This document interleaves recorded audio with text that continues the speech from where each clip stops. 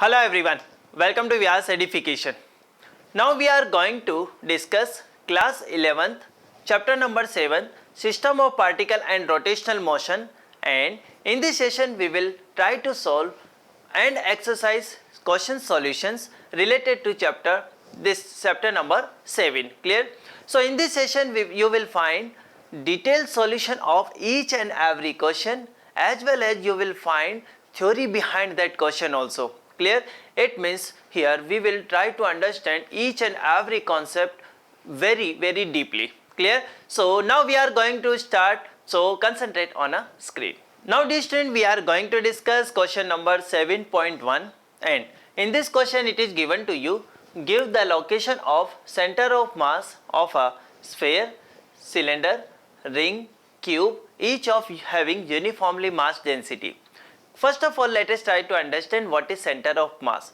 We can say center of mass is a point where we can assume that whole mass of that body is concentrated. Clear? So now here we have to find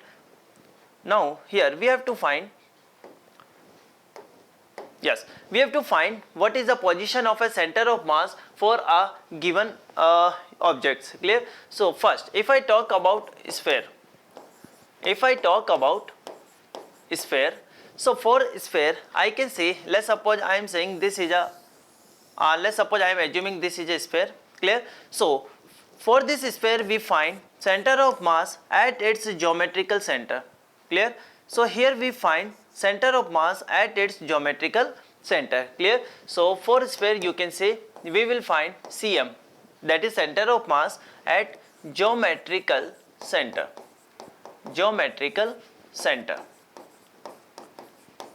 Clear to everyone? Yes. Now if I talk about cylinder, clear? So if I talk about cylinder, yes. Now if I talk about cylinder, so for cylinder I can say, let's suppose I am saying this is cylinder. Clear? Now you know very well this is axis of this cylinder. Clear? So for cylinder, its center of mass you will find at the center that lies on a axis of the cylinder. Clear? So we can say this is position of center of mass of a cylinder. Clear? So for part number 2 you can say on an axis at center of cylinder.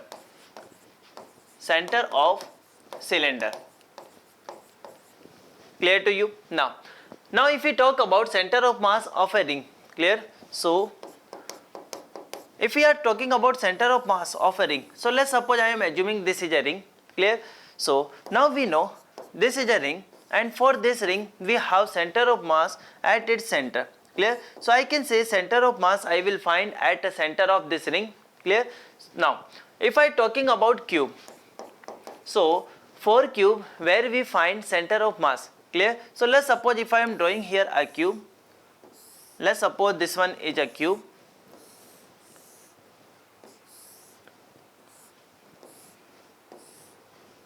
Let's suppose this is a cube. Now we know center of mass is lies at this point. This is center of mass, I can say. Clear? And now we can say we find position of a center of mass at the intersection of diagonals of this cube. Clear? So I can say here position of CM we will find intersection of diagonal of cubes. Clear? So we can say if you draw here, yes. So if you draw here cubes, you can see like this. Clear? This one and so on. Clear everyone? So like this we can say at the intersecting point we are getting center of mass of this cube. Clear? Okay. One more question is given to you. Does the center of mass of a body necessarily lie inside body? No. It is not a necessary condition that the center of mass always lie within an object. No. Now you can take here one example. Let's suppose if we are talking about a ring. Clear? So for ring we are getting center of mass at its center. Clear? And now we can say this center of mass, it lies outside object. Clear? So now we can see center of mass, it may be lie outside of an object. Clear? So this is all about this question. Clear? Now dear student, we are going to discuss question number 7.2, and in this question it is given to you, in the HCl molecules the separation between nuclei of two atoms is about 1.27 angstrom, and 1 angstrom value is given 10 to the power minus 10 meter. Fine. Find the approximate location of center of mass of molecule given that a chlorine atom is about 35.5 times as massive as hydrogen atom. Okay. So question is given to you here.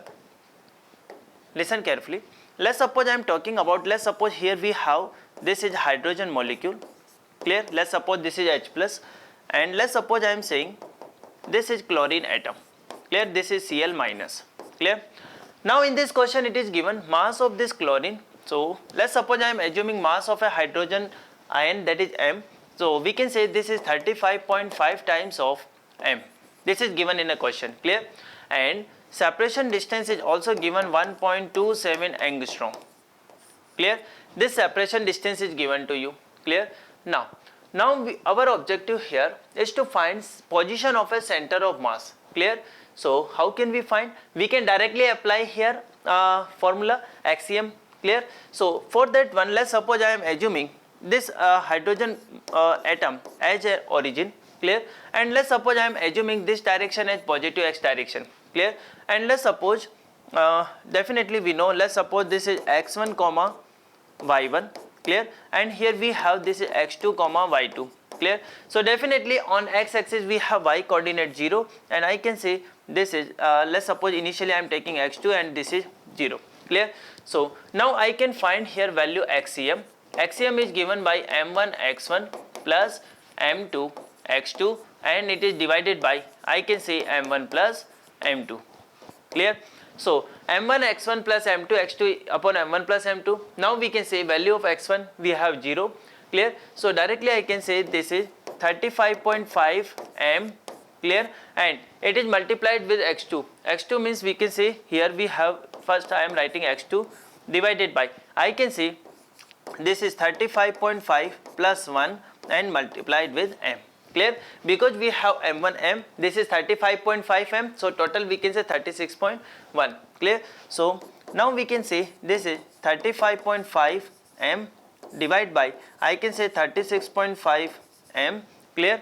And multiply x2. x2 is given to you 1.27 angstrom. 1.27 angstrom. Clear? So we can say this one and this one is cancelled out.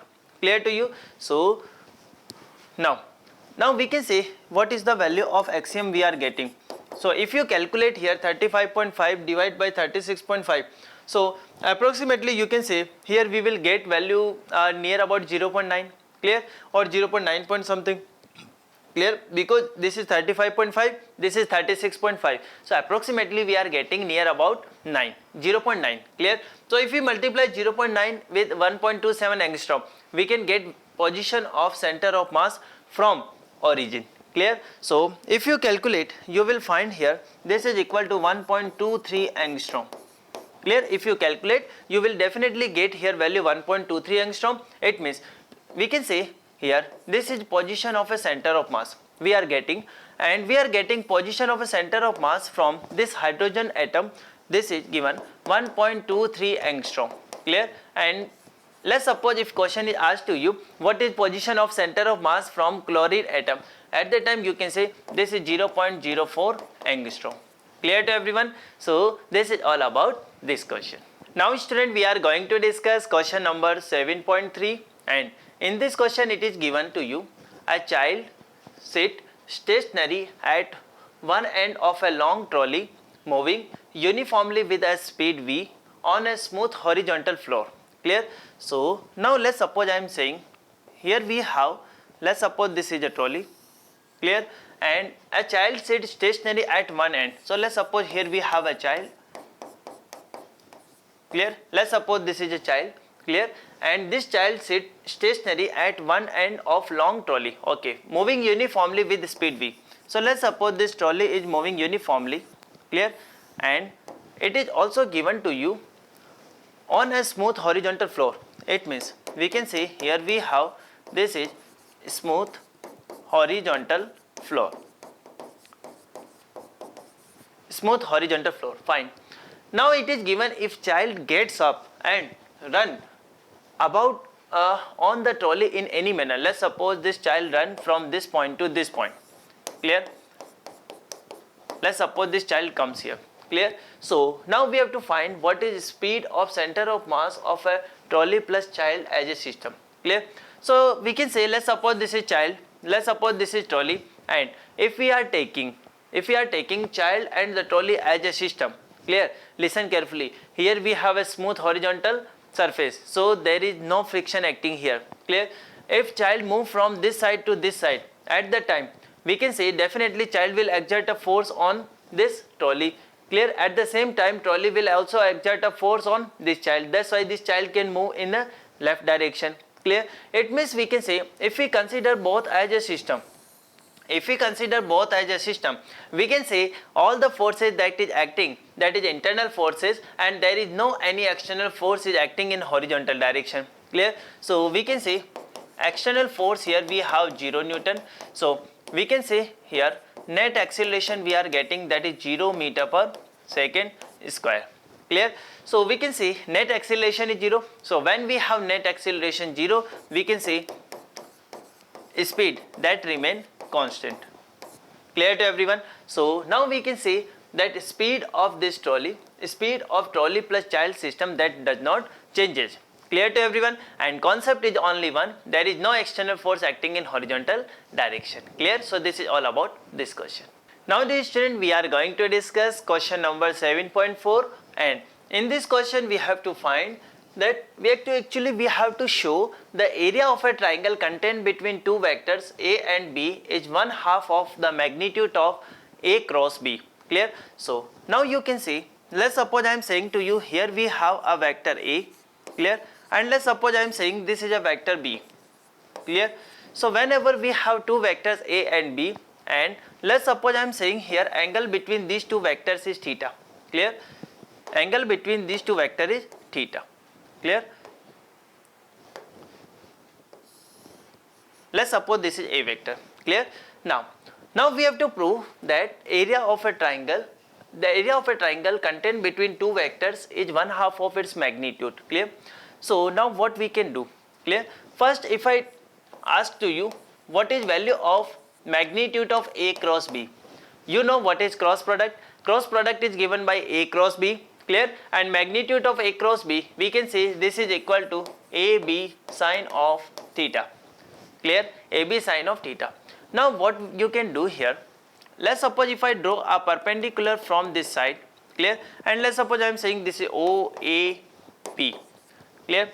Now we can see, let's if we talk about magnitude of this vector, that is b, clear? So we can say this is b cos theta and this one is b sine of theta, clear everyone? So we can actually write like this, this is a cross b magnitude, this is equal to, clear? I can say here we have a and this one we have b sine of theta, clear? We have a and this is b sine of theta, clear?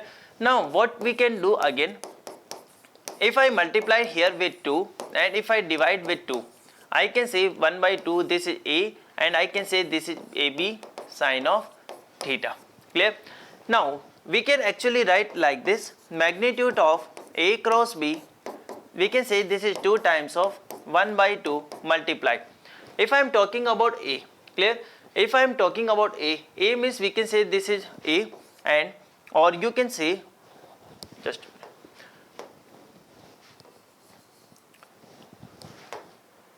yes, actually we can say a means we can say this is let's suppose I am saying O, so this is we can say OB, or we can say let's suppose I am saying this is C, clear? So I can say this is OC and multiply b sin theta, I can say this one is AB, clear? So from here you can say OC equal to what? This is base, clear? And AB is equal to what? This is perpendicular. So 1/2 into base into perpendicular, this one is known as area of a triangle, clear? So I can say magnitude of a cross b, this is given by 2 times of, I can say this is area of triangle, clear. So now we can see area of this triangle, this is given by 1 by 2 times of magnitude of A cross B, clear. So now what is our objective in this question? Our objective is very clear, is to show the area of a triangle that is given by half of magnitude of A cross B, clear. So this is our proof, clear to everyone. So a very simple question we have. So this is all about this question. Now we are going to discuss question number 7.5, and in this question it is given to you, show that A dot B cross C is equal in magnitude to the volume of parallel pipe formed on the three vectors A vector, B vector and C vector, clear. So now concentrate on a screen. Let's suppose I am saying, yes, let's suppose I am saying here, let's suppose first I am drawing here a parallel pipe. So let's suppose I can say this is B, listen very carefully, clear. And let's suppose I am saying I am drawing this like this,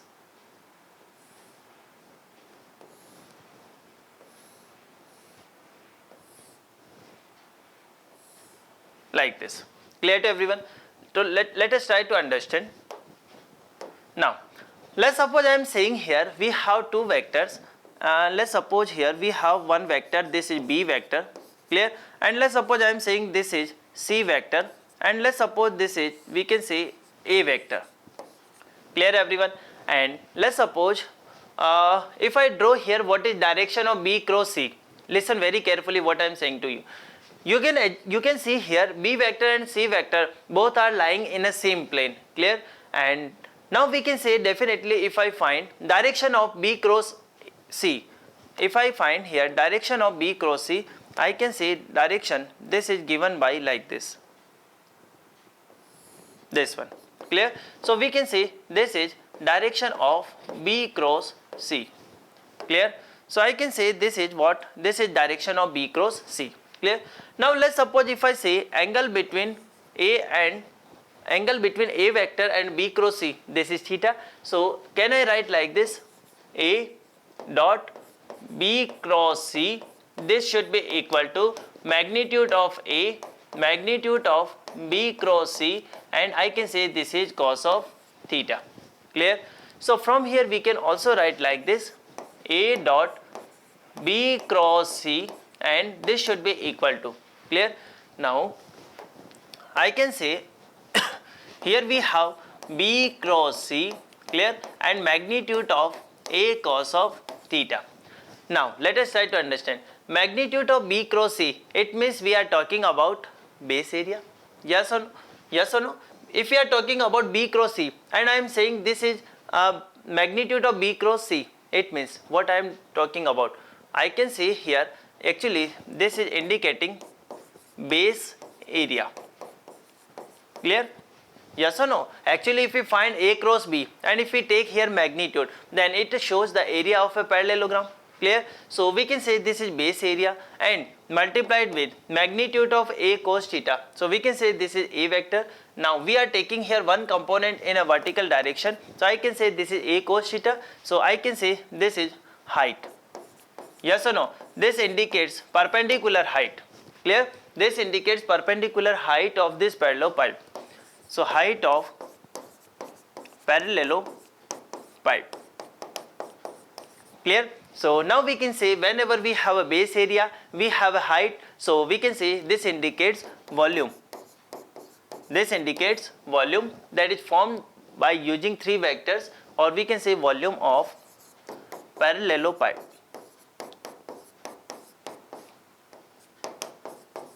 Clear everyone? Yes or no? So we have to prove this one. We have to show that A dot B cross C, it indicates volume of parallel pipe. Clear? So this is all about this question. Clear? Now student, we are going to discuss question number 6, or we can say 7.6, and in this question it is given to you that actually we have to find component along x, y and z axis of angular momentum L of a particle whose position vector r with components x, y and z and momentum is p with component px, py and pz. Clear? Now what is our objective in this question? Our objective here in this question is to calculate that if the particle move in xy plane, the angular momentum has only z component. Clear? So now concentrate.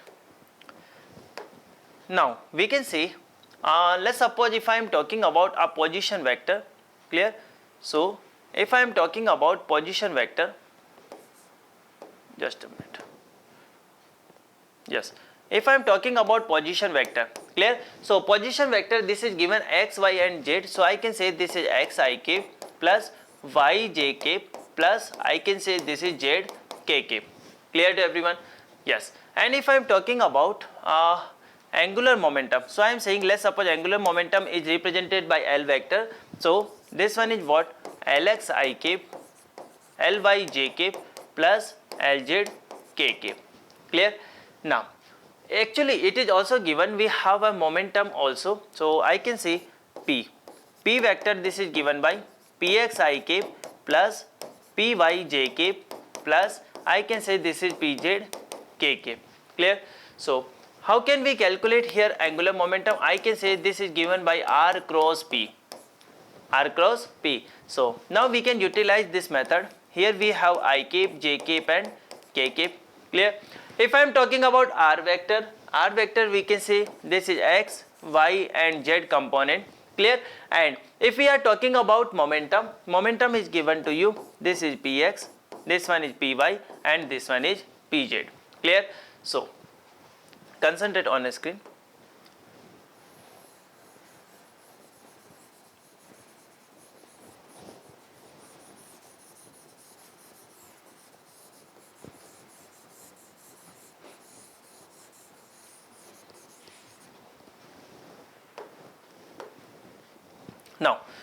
Now how can we write? We can write like this. L vector we can say Lx I cap plus Ly j cap plus Lz k cap.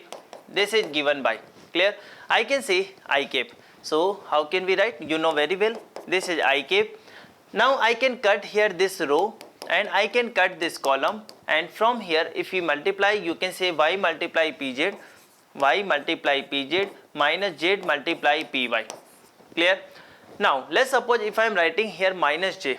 Clear? So I am saying now this is minus j, and I can say if I write here minus j multiply. Now we can say if I again cut this column and this row, then if I multiply x with pz, so I can say this is x pz minus I can say z px. Clear? And if I write here k cap. Clear? So if I write here k cap means I can say x times of py minus times of y of px. So x times of py minus I can say y times of px. Clear? So now let us try to understand.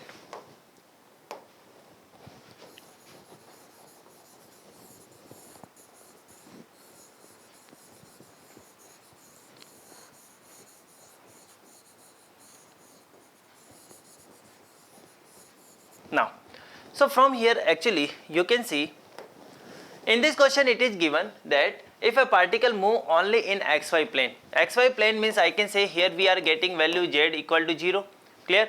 And because particle is moving in xy plane, so definitely I can say here momentum in z direction is also 0. Clear? So from here you can see if we talk about this one, so this is angular momentum Lx I cap, I can say this is Ly j cap plus I can say this is Lz k cap, and this is given by I can say now Pz equal to 0. So I can say Pz 0, and here we have z equal to 0.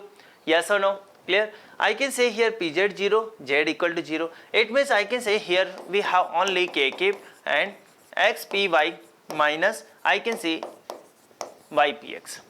Clear? So now if we compare k cap on both sides, directly I can say Lz, this is given by x py minus y times of px. Clear? So in this question it is given, we have to show if particle move only in xy plane. Here you can see here we have only terms of x and y. Clear? So at that time momentum has only z component. Yes, here we are getting only value of Lz. Clear? So this is all about this question. Now dear student, we are going to solve question number 7.7, and in this question it is given to you. Let us try to understand first question. two particles each of mass small m and speed v travel in opposite direction along parallel lines separated by a distance small d. Okay, so situation is given to you like this. Let's suppose I am taking, this is a coordinate axis, let's suppose this is x axis, this one is y axis. Clear? Now we can say two particles each of mass m and speed v travel in opposite direction. So let's suppose I am saying here we have mass m and here we also have one more particle having mass m. Clear? Both are moving in opposite direction. So let's suppose I am assuming initially that both particles are moving along y direction. So let's suppose this is going in a positive y direction. So we can say this one is going in negative y direction. Clear to everyone? Yes. It is also given separation distance between both particles we have small d. Okay. Now we have to show angular momentum vector of two particle system is same whatever be the point about which angular momentum is taken. Clear? So let's suppose I am taking here angular momentum about origin. Clear? And let's suppose I am saying this distance we have x. Clear? So let us try to find angular momentum with respect to this origin. So how can I write? Actually we know angular momentum is given by r cross p. Yes or no? So I can say r. So for that one, if I am talking about particle number 1, so let's suppose this is particle number 1, this is particle number 2. So now I can say this is r cross p, r vector. R vector, this is given to you. I can say this is x I cap cross. Clear? I can say this is we can say r cross p, this is r, and if we are talking about p, so I can say this is positive y direction. So mv, and I can we can write here this is j cap. Clear? X I cap cross mv j cap. Clear? Now after that we can write here plus, because we are doing here vector addition, because here we can say in angular momentum with magnitude direction is also associated. Clear? So if we talk about angular momentum of second particle with respect to origin, we can write r. R we can say x plus d, and this is I cap cross. Clear? Now we can say this particle is going in negative direction, so we can write mv, and this is minus j cap. Clear everyone? So from we can say mxv, clear, I cross j. Clear? We can write here x plus d mv. Clear? And we can say I cross j, and here we have minus also. Clear? So I am writing here minus also in multiplication. Clear? So now what we can write? We can write like this mxv I cross j, we have k cap. Clear? Minus mvx plus mvd. Clear? And we have again I cross j is k cap. Clear? So if you open it, we can write like this k cap minus mvx k cap minus mvd, this one k cap. Clear? So from here we can say this one and this one cancelled out. Clear? Or we can say this is, we are getting minus mvd, and this one is k cap. Clear to everyone? So from here you can say, if we are talking about angular momentum with respect to origin, angular momentum with respect to origin, we can say here we are not getting any value of x. Clear? It means we can say angular momentum between these two bodies, it does not depending on a reference point. Clear? You can take reference at any point and always you will get angular momentum having magnitude mvd. Yes or no? So this is all about this question. In this question we have proved that angular momentum vector of two particle system is same whatever point about which angular momentum is taken. Clear? So this is all about this question. Now student, we are going to discuss question number 7.8, and in this question it is given to you a non-uniform bar of weight W is suspended at rest by two strings of negligible weight as shown in a figure. Okay, the angle made by the string with the vertical are 36.9 degree and 53.1 degree respectively. The bar is 2 meter long, and calculate the distance d of center of gravity of a bar from its left end. Clear? So let us try to understand this question. In this question it is given we have a non-uniform bar. Clear? It is having a weight W. Clear? if we have a uniform bar at that time, actually in this question it is given the weight of this bar is W. Clear? Now we have to find position of center of mass. You can find from any end. Clear? So we have to find, yes, it is given in a question, we have to find center of mass from left end. Clear? So first let us try to find forces that is acting on this bar. Clear? So we can say, let's suppose I am saying here tension T1 is acting in this direction. We can say, let's suppose tension T2 is acting in this direction. Here we have a weight W. Clear? Now let's suppose I am saying this angle we have theta and this angle we have that is phi. Clear? So now we can take here two components. One component in this direction, I can say this one T1 cos of theta. Clear? Because this angle is also theta. Clear? So we can also write like this. In this direction we have one more component, that is T2 cos of phi. Clear? In this direction we can say this is T1 sin of theta and this one we have T2 sin of phi. Clear everyone? So now we know this bar, or we can say this rod, is in equilibrium. It means here we can say that summation of Fx equal to 0. It means force acting in an horizontal direction is 0. Directly we can say T1 sin of theta, this should be equal to T1 sin of phi. Clear? Let's suppose equation number 1. Clear? We can also write here that the force acting on a vertical direction, this is also, we can say net force is vertical direction is also 0. So upward force, if we are talking about T1 cos theta, I can say this is T2 cos phi and this should be equal to, we can say W. Clear? So I can say this is W. Let's suppose this is equation number 2. Clear? So now we are going to discuss, let's suppose I am assuming center of mass is situated at this point and this is at a distance d from left end.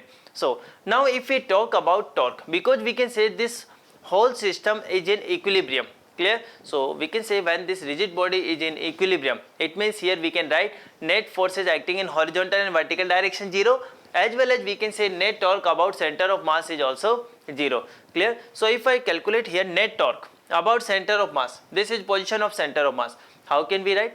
Now we can say this T1 cos theta, it will try to rotate this rod in clockwise direction. So I am saying this is T1 cos of theta and multiplied with d.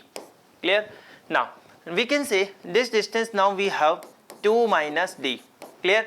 And this T2 cos phi, it will try to rotate this bar in an anti-clockwise direction. So I can say minus T2 cos of phi and multiply 2 minus d, and this should be equal to 0.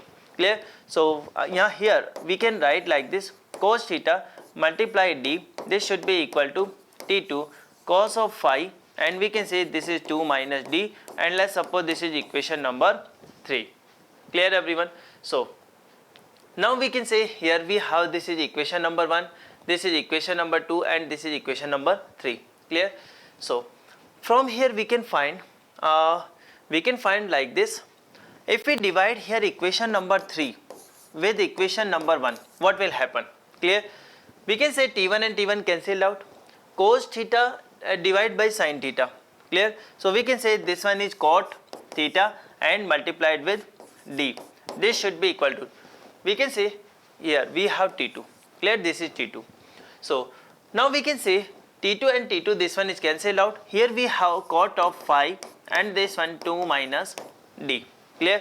Now we can put here value of theta and phi, and we can easily calculate value of d. So value of theta, now we can say this is given 36.9. Now you can say, sir, we don't know what is the angle, how can we calculate value of 36.9? So approximately you can take 37. Clear? So I am writing like this, this is d divided by, I can say, we can also write like this is 1037, this is equal to 2 minus d, I can say this is 10 of 53.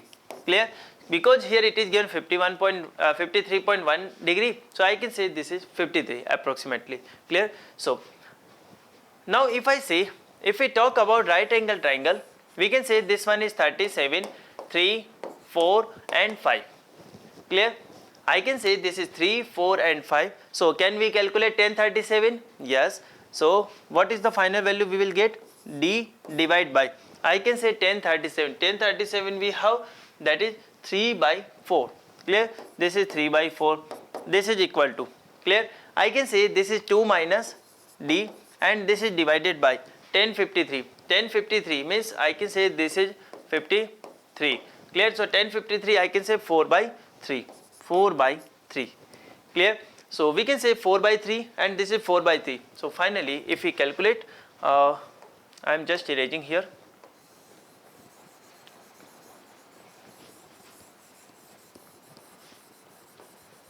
It's a very simple question actually. Clear? You have to just apply here conditions of equilibrium, that's all. Clear? So now we can say, we can write like this, I can say 4 by 3 multiply D, this should be equal to 3 by 4 and this is 2 minus D. Clear? So if you cross multiply, you can say 9 times of 2 minus D, this is equal to 16 times of D. Clear? So if you multiply, you can say this is 18 minus 9 times of D, this is equal to 16 times of D. Clear? So 16 plus 9, we can say this is 25D, this is equal to 18. Clear? So now we can say we are getting this value D, 18 by 25 in meter, we can convert into centimeter, so I can say this one is 4. Clear?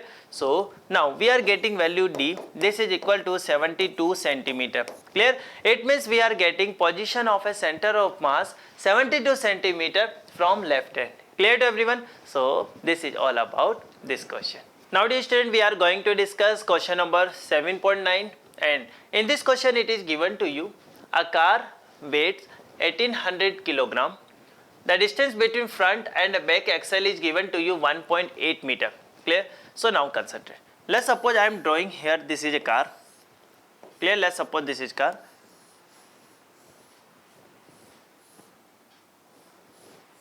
Let's suppose this is car. Clear? And it is given here we have a front axle as well as here we have a back axle. Clear? So a car weighs 1800 kilogram. So we can see mass of this car, it is given to you 18 kilogram. Fine. Sorry, this is 1800 kilogram. 1800 kilogram. This one is given to you. Distance between its front axle and the back axle is 1.8 meter. So I can say here, let's suppose this is 1.8 meter. Clear? Center of gravity is 1.05 meter behind front axle. So let's suppose I am taking center of gravity at this point. Let's suppose this is center of gravity. Clear? This is a point G, and it is given in a question that this lies 1.05 meter behind front axle. Clear? We can say this is front axle, this is back axle. Okay. So determine force exerted by level ground on each front wheel and back wheel. Clear? So now first let us try to understand what are different forces acting on this car. Clear? So we can say definitely one force this is acting here, this is mg. Clear? I can say here, let's suppose this is reaction force exerted on a front wheel, and we can say this one is back wheel. Clear? So now first I am writing here NF plus NB, this should be equal to mg. Clear? Mass of a car, this is given to you 1800, so NF plus NB, this one is equal to 1800 and multiplied with 10. Clear? So now we can write NF plus NB, this should be equal to 18,000. Clear? So let's suppose this is equation number 1. Now we can say if we apply here, net torque about its center of gravity. So how can we write? We can say here this NB will try to rotate this car in a clockwise direction. This NF will try to rotate in anti-clockwise direction. It means I can write like this, NB multiply. Now what is this distance? What is this distance? I can say this is 1.8 minus 1.05. This one is equal to NF. Clear? Normal reaction, or we can say NF. This is multiply 1.05. Clear? So now we can say actually here we have two equation and we have number of variables, that is also equal to 2. Clear? So we can easily solve it. So now I can write like this: NB, this is 0.75 equal to NF, this is 105 by 100. Clear? So we can see, we can write like this: this is 75 equal to NF, this is 105. Clear? So from here we can see value of NB, this is given by 105 by 75 and NF, or we can see 105, if you cancel with 5, I can say this is 15, and we can say this is 21, and we can say this is equal to NF. Clear? So now we are getting NB, this is equal to 21 by 15 NF. Clear? So let's suppose this is equation number 2 I am giving. Clear? Now we can put this value of NB in equation number 1. So how can I write? Listen carefully.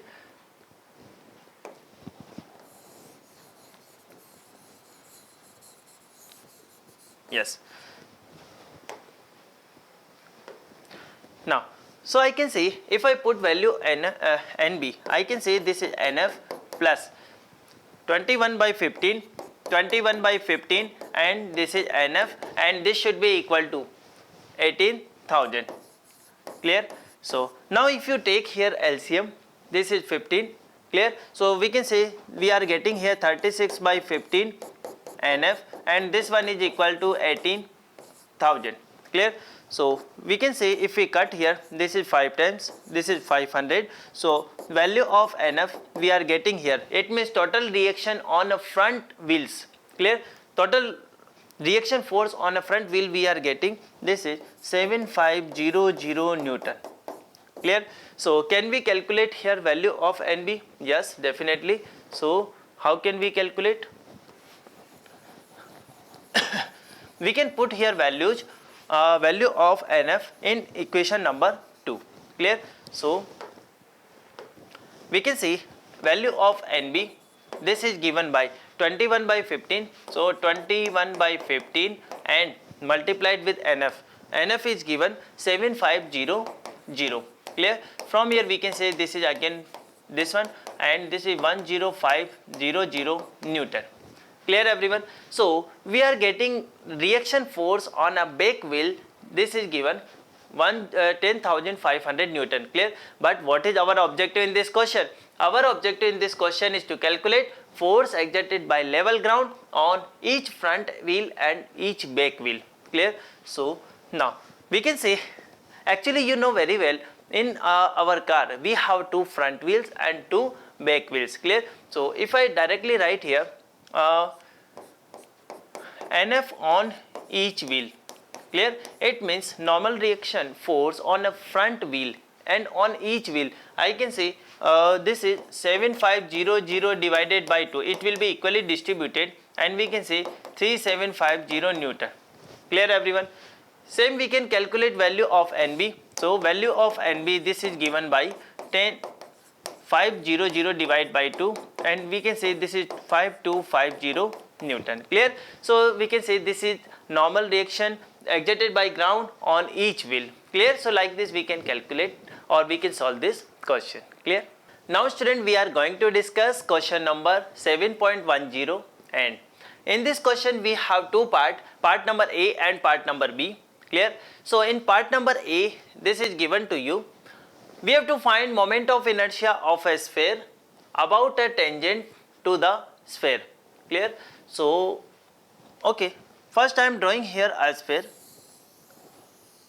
Let's suppose here we have this sphere. Clear? And it is given find moment of inertia of a sphere about a tangent to the sphere. So let's suppose I am taking here one point, and let's suppose this is tangent to this sphere. Okay, fine. Given moment of inertia of a sphere about any of its axis, any of its diameter. So let's suppose I am saying this is a diameter, and you know very well diameter always passes through center. Clear? So we can say this ICM actually provided to you, this is given 2 by 5 mr square, and actually we know it very well. Clear? Moment of inertia of a solid sphere about an axis that passes through its center, that is given by 2 by 5 mr square. Fine. Now our objective here in this question is to calculate value of moment of inertia about this axis, or we can say about this tangent. Now we can say we are assuming here radius, actually it is also given in a question, radius of this solid sphere we have capital R. So now we can apply here parallel axis theorem, clear? So parallel axis theorem says I equal to ICM plus MD square, clear?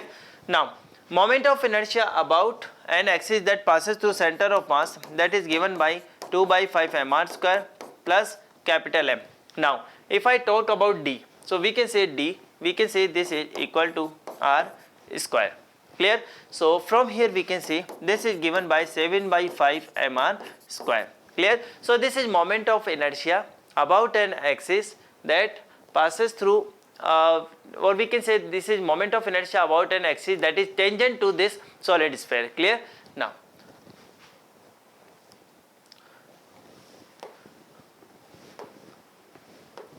Now we are going to solve part number B. So in part number B it is given the moment of inertia of a disc of mass m and radius r about its diameter is mr square by 4. So definitely we know, clear? Let's suppose I am assuming this is a disc, clear? And if I am talking about moment of inertia about this disc, clear? So I can say moment of inertia about its center of mass, we can say about an axis that passes through center of mass, and we can say along its diameter or along the or we can say this axis lie in the plane of this disc, clear? So it is given to you mr square by 4, clear? Now what is our objective? Our objective in this question is to calculate moment of inertia about an axis normal to the disc and passes through a point on its edge, clear? So let's suppose I am talking about this point, and we can say let's suppose this point is actually edge, clear? Now we want to find moment of inertia about an axis that passes through this edge and we can say perpendicular to this plane of this disc, clear? So we know, can we find here moment of inertia about an axis that passes through a center of mass and perpendicular to disc? Yes, we can apply here, or we can actually write here perpendicular axis theorem. Perpendicular axis theorem says Iz, this is given by Ix plus Iy, clear? Now we can say if we are taking this as x-axis, this one as y-axis, then definitely we can say moment of inertia will remain same. So mr square by 4 plus I can say mr square by 4, this one is equal to mr square by 2, clear? Mr square by 4 plus mr square by 4, this is equal to mr square by 2, clear? So but this is what? This is moment of inertia about an axis that passes through center of mass, and we can say about z axis, clear? So but our objective here in this question is to calculate moment of inertia about this axis. Now I will apply here parallel axis theorem. So let's suppose I am saying here we have this A, so Ia, this is given by Iz plus M. Now distance between these two axes, this is equal to radius, so I can say this is r square, clear? So value of Iz, this given by mr square by 2 plus mr square, we can say this one is 3 by 2 mr square, clear? So moment of inertia about a point that passes through edge of this disc, this is given by 3 by 2 mr square, clear to everyone? So this is all about this question. Now student, we are going to discuss question number 7.11, and in this question it is given to you torque of equal magnitude. Important part, we have this equal magnitude, clear? So torque of equal magnitude are applied to a hollow cylinder as well as solid sphere, clear? So let's suppose if I am drawing here just front view, let's suppose this is, I am saying this is a hollow cylinder, clear? And let's suppose I am also drawing here, let's suppose this is solid sphere, this is solid sphere.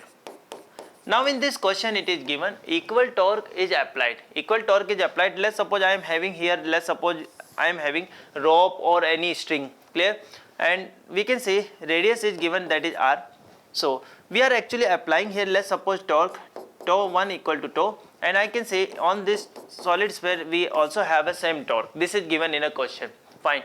Both are having same mass and radius, so I am saying mass is m and radius is r, clear? The cylinder is free to rotate about its standard axis of symmetry. It means I can say this cylinder is free to rotate about this axis, clear. This is the axis perpendicular to this screen, clear, and the sphere is also rotate about an axis passes through its center. It means we are talking about an axis that passes through center of this solid sphere. Okay, fine. Now which of two will acquire a greater angular speed? Clear. So first, if I am talking about moment of inertia, clear. So if I am talking about moment of inertia, so moment of inertia of a hollow cylinder, moment of inertia of a hollow cylinder, we can say this is given by mr square by 2, or we can say this is mr square. Clear. Moment of inertia of a hollow cylinder, or actually this is a hollow cylinder, yes, moment of inertia of a hollow cylinder, so we can assume it as a, we can say it is made up of infinite number of rings, clear, and for the ring we are having moment of inertia, this is equal to mr square, clear. Similarly, if I find here moment of inertia of a solid sphere, we can say this is 2 by 5 mr square. Clear to everyone? Now it is given in a question, we have a same torque, clear. So I can say torque is given by I alpha, clear. So we can say alpha is inversely proportional to I. Alpha is inversely proportional to I. So from here we can say alpha for hollow cylinder over alpha for solid sphere, this is given by I solid over I hollow cylinder, clear. I hollow cylinder, clear. So from here we can say this is 2 by 5 mr square, that is mr square. So we can say this is solid is above, so this is 2 by 5, clear. So from here we can say if you observe that angular acceleration of a hollow cylinder, that is less compared to solid cylinder, clear. Yes. Now we know, actually we can also apply equation of motion omega equal to omega naught plus alpha t, clear. So we can say alpha for solid sphere is more, clear. When alpha for solid sphere is more, it means we can say its angular velocity is also more, clear. So now we can say for solid sphere, definitely solid sphere will acquire more angular speed for a given interval of time, clear. So correct answer we have, sphere is having more angular velocity compared to hollow cylinder, clear. So this is all about this question. Now dear student, we are going to discuss question number 7.12, and in this question it is given to you a solid cylinder of mass 20 kg rotate about its axis with angular speed 100 radian per second, clear. So now concentrate here. We can say in this question it is given to you a solid cylinder of mass. So first solid cylinder is given to you, so I am saying mass is given 20 kg, clear. Important part, always keep in mind this is a mass of solid cylinder, clear. Now it rotate about its axis with angular speed, so omega is also given to you, this one is 100 radian per second, clear. The radius of a cylinder, so I can say radius is also given 0.25 meter, clear. What is the kinetic energy associated with rotation of this cylinder? So I can say kinetic energy of rotation, this one is given by half of I omega square. Now we can say here omega is given to you, but what about I? So for solid cylinder, you know I is given by about an axis passes through its center of mass and along the axis and perpendicular to plane of that cylinder, solid cylinder. So we can say this is mr square by 2, clear. So now we can say 1 by 2, value of m we have 20, and radius is given, yes, this is 0.25. So I can say 1 by 4 into 1 by 4, clear. So this one is 5, clear. So from here we can say we are getting 5 divided by 8, clear, or we can say 0.6, we have 2 5, clear. So 0.6 to 5 that is kilogram. I can say unit we have kilogram meter square, clear. So this is moment of inertia of a cylinder, clear, about an axis passes to center of mass and perpendicular to solid perpendicular to the plane of solid cylinder, clear. So now we can see our objective here is to calculate rotational kinetic energy. 1 by 2, I can say 625 divided by 1000, clear, and omega square, value of omega is given 100, so 100 into 100, clear. From here we can say this one and this one cancel out, this 1 0 is also cancel out, clear. So directly we can say 625 multiply 5 only. Clear? So this is equal to what? Kinetic energy is given by 5, we have 2, 12, we have 1, 3125 joule. Clear? So this is rotational kinetic energy. Clear to everyone? Now we can calculate here value of L. Clear? So now we can say L, this is given by I omega. Clear? So value of I, this one is given to you 0.625 and value of omega is given, that is 100. Clear? So we can write like this, that is 625 divided by 1000 and it is multiplied with 100. Clear? This one and this one cancelled out, and from here we can see our answer we are getting 62.5 and unit. If I write here unit, kilogram meter square per second. Clear? So this is all about this question. Now student, we are going to discuss question number 7.13, and in this question it is given to you, a child stands at the center of a turntable with its two arms outstretched. Okay, the turntable is set rotating with an angular speed of 40 revolution per minute. Okay, fine. How much is angular speed of a child if he folds his hand back and reduces his moment of inertia 2/5 of its initial value? Okay, fine. So assume the turntable rotates without any friction. Let us try to understand this question. Let's suppose we have a turntable. Let's suppose I am a child, clear, and I am having my hand like this and the turntable is actually rotating like this. Clear to everyone? Clear? Now what I did, let's suppose I am folding my hand. At that time I feel that moment of inertia in the second case, that is going 2/5 the time of its initial value. Now we have to find at what angular velocity I am rotating on my turntable. Clear to everyone? So this is all about this question. So now we can say it is given omega 1, if we are talking about part number A, omega 1 is given, this is 40 revolution per minute. Clear? So we can write like this, 2 pi f we know, and this is 40, so I can say this is divided by 60, so I can say this is radian per second. Clear? Now we have to find angular speed of a child. Okay, and it is also given, let's suppose we are assuming initially we have moment of inertia I1, so final moment of inertia I2, this is given by 2/5 times of I1. Clear? So if we talk about net external torque that is acting along this axis, we can say net external torque equal to 0. So whenever on any system net external torque is 0, we can apply here conservation of angular momentum. So we can see, we can write here initial angular momentum, this should be equal to final angular momentum. Clear? So initial is given to you I1 omega 1, this should be equal to I2 omega 2. Clear? So we are saying I1 omega is given to you 2 pi, value we have 40 divided by 60. Clear? And it should be equal to I2. I2 value is given 2/5 of I1, and we can say this is omega 2. So we can say I1 and I1, this one cancel out. Clear? So from here we can say value of omega, this is given by 5/2 into 2 pi into 40/60. Clear? We can say this one and this one cancelled out. We have here 2, this is 3, so 2 and 2 is also cancelled out. Clear? So from here we are getting 5/3. Clear? And we can say multiplied by 2 pi. Clear? Yes or no? So from here we can say this, we are getting value of omega 2. Clear? So omega 2 value we are getting here. Clear to everyone? We are getting omega 2 value, this is equal to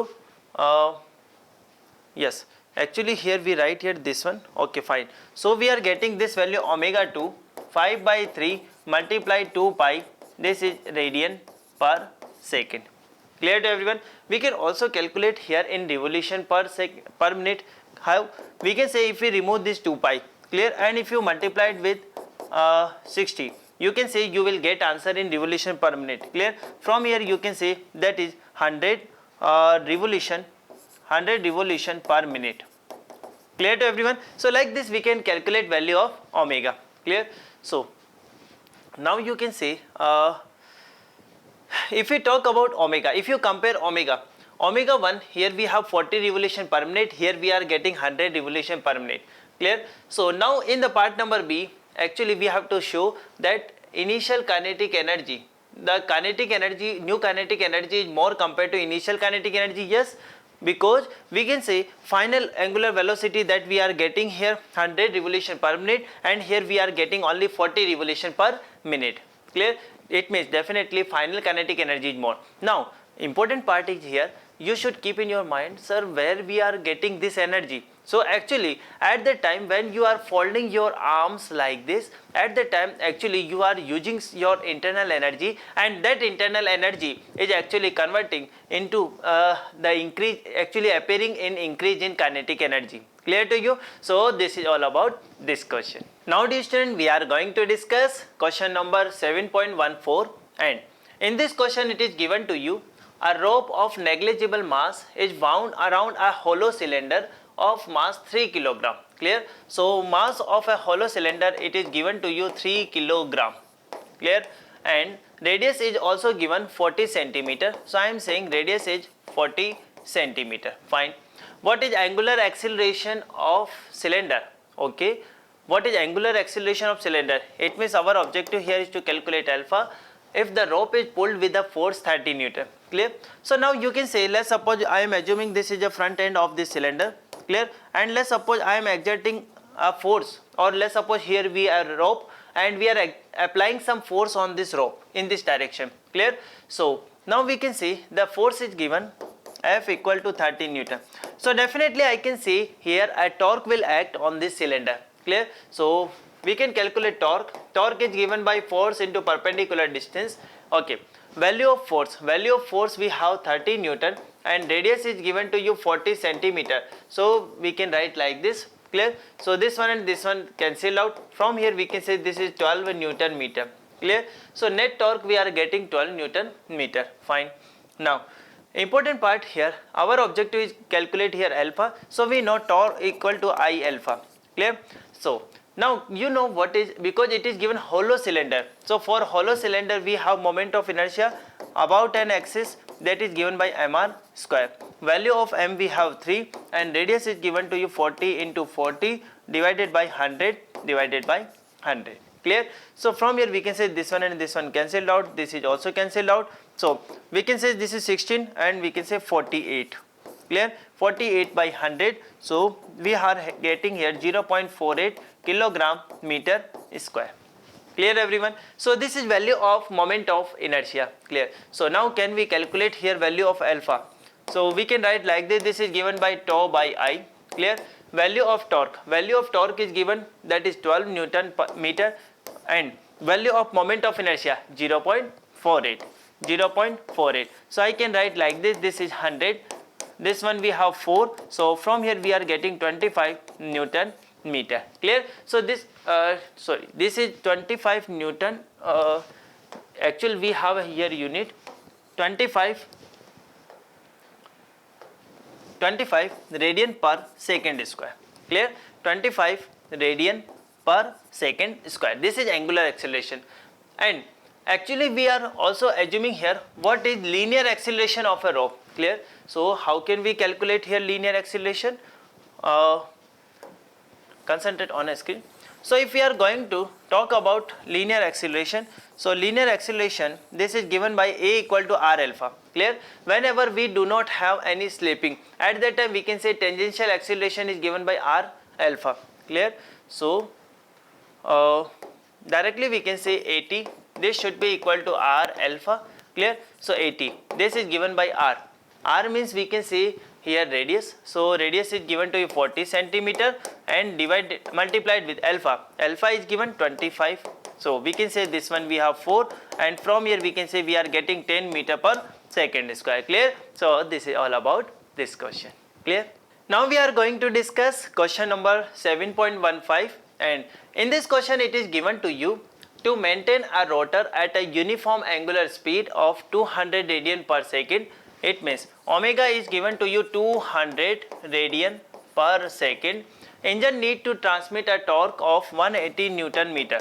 180 Newton meter. Clear? What is power required by an engine? And it is also given. Assume that engine is 100% efficient. Clear? So actually we know power. Power is given in a terms of velocity, that is force multiply velocity. Clear? So Now we can see here power, this is given by tau multiply omega, clear. So value of torque, this is given 180 multiply omega, omega is given to you 200 radian per second, clear. So from here we can say 36 into 1000 and we can say this is watt, clear. So power of an engine, this one we are getting 36 kilowatt, clear to you. So again a very simple question we have, so this is all about this question. Now student, we are going to discuss question number 7.16, and in this question it is given to you from a uniform disc of radius capital R, a circular hole of radius capital R by 2 is cut out. The center of the hole is at R by 2 from center of the original disc, clear. Locate the center of gravity of the resultant flat body, clear. So first we are let us try to understand this question. So yes, now concentrate. Let's suppose I am saying to you, here we have a circular disc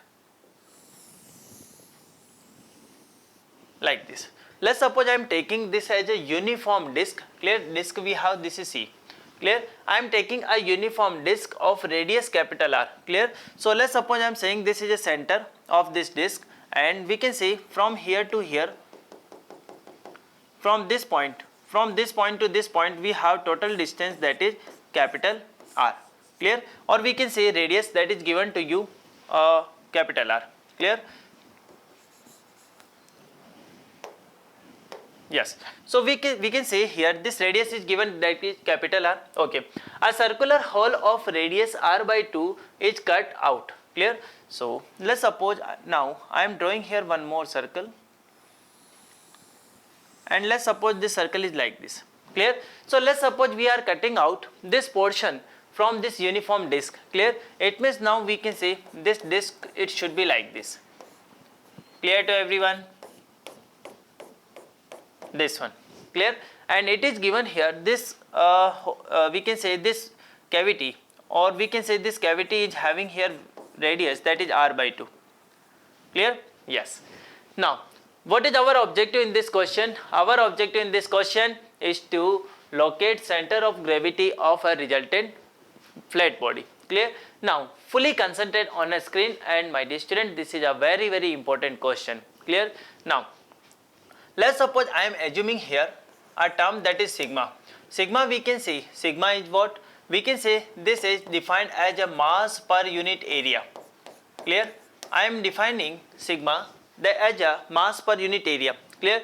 So if I talk about, whenever we are talking about a uniform disc, clear, and we do not have any cavity, at that time I am taking mass of a disc, mass of complete disc. I am taking here mass of complete disc. So mass of complete disc, that is given by capital M, clear to everyone. So mass of complete disc, that is capital M, clear. So how can we calculate? We can write like this, capital M, this is equal to sigma, and what is area of this uniform disc? We have area, that is pi r square. So I can say this is pi r square, clear. Now if I write here, what is mass of removed portion? What is mass of removed portion, clear. So now we can say, let's suppose I am assuming removed portion mass we have, that is m dash, and this is equal to, we can say sigma, clear, pi. Now it is given in a question, we are having a radius of this portion, that is R by 2, so I can say this is pi r square by 4, clear. Or you can also write like this, this is equal to capital M by 4, clear. So this is a mass of a removed portion, clear. Now if we talk about center of mass, so whenever we are talking about uniform disc, so for uniform disc we have center at this point, clear, and I can say this is center of mass. I am assuming this as 0, 0, clear, and center of mass of a removed portion is this one, clear. This is the center of mass of a removed portion, clear, and I can say coordinate are given, that is r by 2, 0, clear. Now our objective here in this question is to calculate center of mass of a remaining portion, clear. So let's suppose I am taking here this as my origin, clear, I can say horizontal lines are denoting x-axis and this one is denoting y-axis. Clear? So how can we calculate? Here we will apply this formula XCM. XCM we can write like this, M1 X1. Now important part, actually because here we are removing some portion, that's why we can write here M1 X1 minus M2 X2 divided by M1 minus M2. Clear to everyone? Because we are removing here some portion, that's why we can write axiom like this. Clear? Now if we talk about M1, M1 is equal to, let's suppose I am taking only capital M. So capital M. X1 I am taking 0 because center of mass of this uniform disk we have at origin. Clear? And minus, I can say M2. M2 it is equal to M by 4 and value of X2. Value of X2 we can say coordinate we have R by 2. So I can say this is R by 2. Clear? Divided by. Clear? Divided by. Now I can say M1. So we can say M1 this is equal to capital M minus value of M2. Value of M2 we can say this is M by 4. Clear? So if we solve it, we can find here center of mass of this remaining portion. Clear? So we can see, we can write like this, this is minus MR divided by 8 into, I can say this 4 and divided by thrice M. Clear? So we can say M and M, this is cancelled out, this one is 2. So from here we can see we are getting center of mass of a remaining portion at a position minus R by 6. It means what is actual position of center of mass, actually we are getting that position here. Clear? And coordinates are given to you. Coordinates are given to you here minus R by 6 comma 0. Clear to everyone? So like this we can calculate position or we can say location. We can actually calculate position of a center of mass of a remaining portion. Clear? So this is all about this question. Clear?